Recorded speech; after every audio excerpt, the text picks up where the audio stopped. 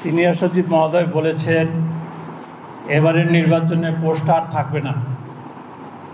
এবার নির্বাচনে প্রিজাইডিং অফিসারের অনেক ক্ষমতা থাকবে। ক্ষমতাটা কি?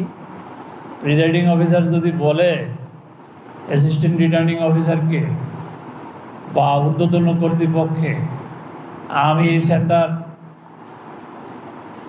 ফলাফল ঘোষণা পর্যন্ত ফলাফল দেওয়ার মতো অবস্থায় ছিলাম না, সুতরাং আমি এই সেন্টার বাতিল ঘোষণা করলাম, আমরা অ্যাকসেপ্ট করে নেব।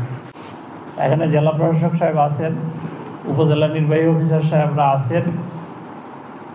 আমার কথা হচ্ছে যে যাকে দিয়ে আমি কাজ করব তাকে বিশ্বাস করতে হবে। আর আপনি যিনি কাজ করবেন তার সাথেও, যার সাথে কাজ করবেন তার সাথে সম্পর্কটা ওই রকম হবে যে আপনার কথাটা যাতে assistant returning officer, police super,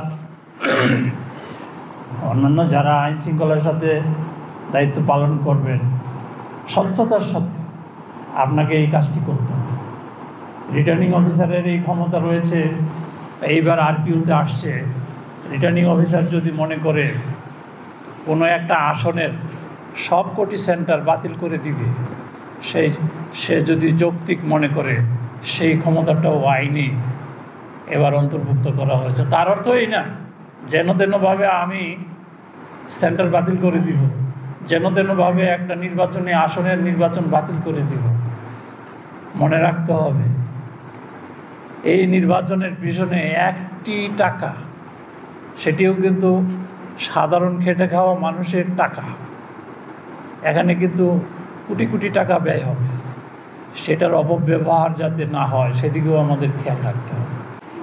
এখানে আমাদের সাংবাদিক ভাইয়েরা রয়েছেন, তাদের প্রতি আমাদের অনুরোধ থাকবে আপনারা আমাদেরকে সহযোগিতা করবেন।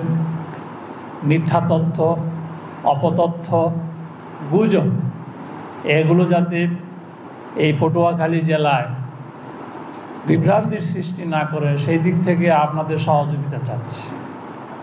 তো প্রতিটি নাগরিকের দায়িত্ব যে একটি সুষ্ঠু নির্বাচন করার জন্য সহযোগিতা করা।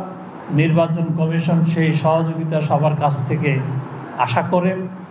নির্বাচন কমিশন দৃঢ় প্রত্যয় আবারও কমিশনের পক্ষে ব্যক্ত করছি, ভালো, অবাধ, সুষ্ঠু, নিরপেক্ষ নির্বাচন করার জন্য যত প্রস্তুতি আছে আমরা সব প্রস্তুতি নিয়ে রেখেছি।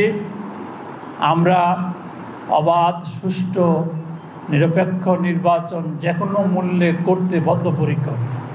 আপনারা আমাদেরকে সহযোগিতা করবেন এই প্রত্যাশা ব্যক্ত করে এবং আজকের এই কর্মশালার উদ্বোধন ঘোষণা করছি।